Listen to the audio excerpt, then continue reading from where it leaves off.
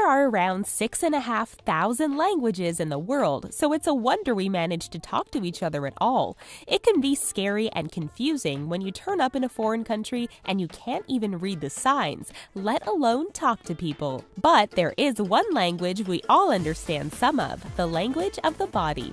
You can spot a bad date from a mile away as the two people sit there, arms crossed, and not making eye contact. We can read confidence, shyness, and, well, that person just needs the bathroom. So come find out what your body language gives away. Your body can communicate directly with the hub. All you need to do is rub us lovingly on the subscribe button to show us that you care. Not too hard now, we're ticklish. Eye contact. They say that the eyes are the window to the soul, so anyone who stares lovingly into them is actually just a peeping Tom. How your eyes meet with other eyes normally is an indication of confidence, interest, and honesty. It's supposed to be one of the most important factors in giving a great job interview. If you turn up and stare at the floor, you're unlikely to get hired, unless you're applying for floor technician, in which case you're hired. But be careful not to overdo it. Good, strong eye contact is one thing, a hard stare is another. This is not universal though. In areas like Eastern Europe, it's fairly normal to have people stare at you on public transport. They're not being creepy or aggressive as people would assume in the UK or US, and it's fairly normal. Nail legs. For many parts of the day, our legs' main job is to get us from point A to point B and to stop us falling off our chairs again. But when they're not stuffed under a desk or bouncing along the pavement, they can reveal your personality type. For men, the classic man-spreading shows a dominant person, someone who likes to be in charge and show everyone who's boss. They're the kind of people who give themselves "you da man" pep talks in the mirror every morning. In most European and Asian countries, men often sit with their left leg crossed over their right, with both pointing downwards. In the US, this would probably indicate a closed nature. But if one leg is horizontal with the ankle resting over the knee, then this is a confident and often argumentative pose. Imagine, if you will, a smug yoga teacher who is explaining why you shouldn't eat gluten. Female legs.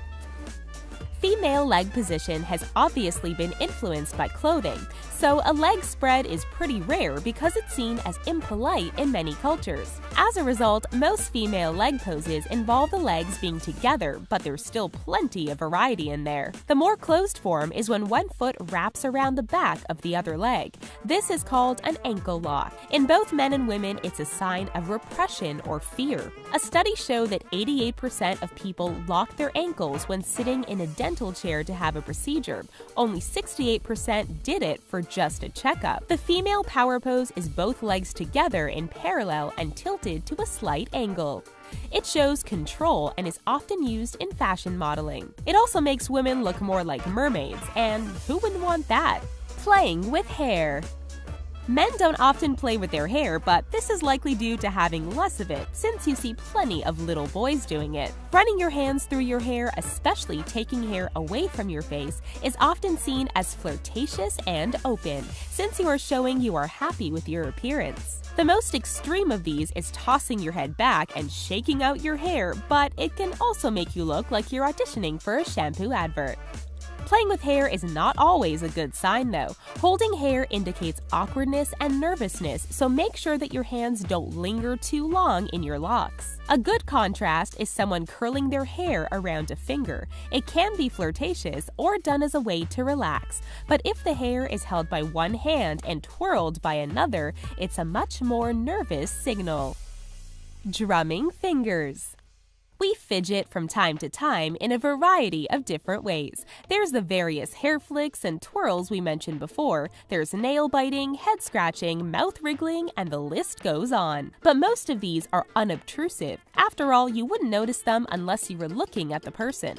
However, finger drumming is a loud and obvious message. It broadcasts your impatience or frustration across the whole room, and you often don't realize you're doing it. In times of stress or long waits, many people drum their fingertips on the desk or the table.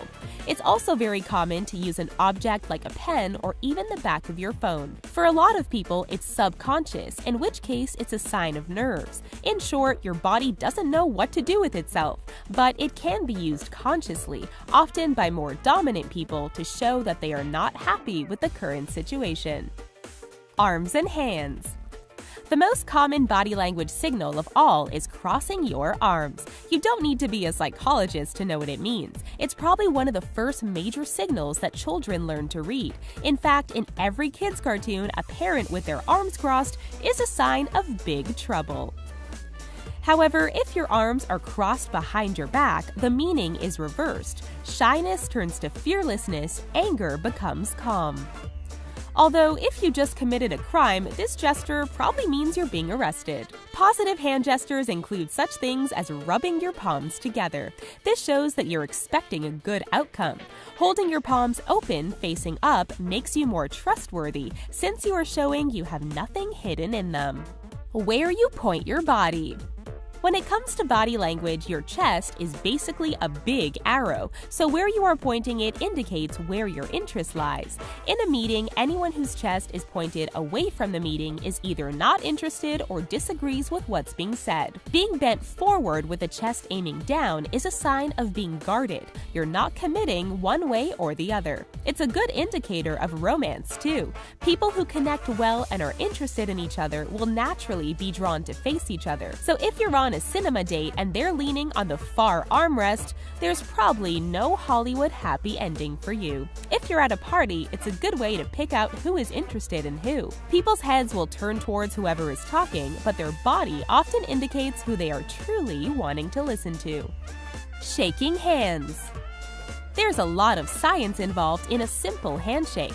Actually, they can be confusing for people from Asian cultures where this kind of body contact is pretty uncommon. There are many factors in a handshake: the pressure, the angle, what you do with your other hand. No one likes a weak handshake where it feels like you're waggling an old fish around. It implies a lack of determination and commitment. When it comes to your free hand, there are a number of different positions. Using it to cup the hand from beneath in a two-handed shake shows sincerity and a desire for closeness. But cupping from above shows dominance, as you are trapping their hand between yours. Gripping the upper arm while shaking hands is also supposed to show togetherness. However, it has become synonymous with politicians, which gives it a slightly fake feel now. Lying. Lying is a skill that takes practice. We're not saying that you should practice, but if you want anyone to believe all those things you wrote on your resume, well, it's in your own hands. Lack of eye contact is a typical sign of dishonesty. If your eyes go up to the right, it implies you are using your imagination, not your memory, so you are making something up. Another sign of lying is a dry mouth, so look out for people licking their lips or swallowing strangely. In ancient China, they actually had a test where the accused would hold a handful of dried rice in their mouth for a few minutes. When they spat it out, if it was still dry, they were said to be lying. Flirting. In a perfect world, you could just walk up to anyone you found attractive and tell them. If they feel the same, you'd go out. If they don't, you just say thank you and goodbye. See? Easy. But life doesn't work like this, and we have created an incredibly complicated dance around one person liking another. Birds display bright feathers, lions control attractive territory, and humans accidentally say thank you too many times and try to find jeans without cake stains on them. A common tactic you see in flirting guides is to mimic the other person's posture or even mannerism, since this shows you are on their wavelength. Just hope you're both not trying to do this at the same time, or it will turn into a weird mirror dance. Remember, much like spoken language, body language can easily be misunderstood. Some people might cross their arms because they're cold, not because they're defensive. To make it easier, always wear a t-shirt with your current mood written on it in big letters. We hope you enjoyed our body language episode and that you use some part of your body to hit subscribe. Catch you again soon.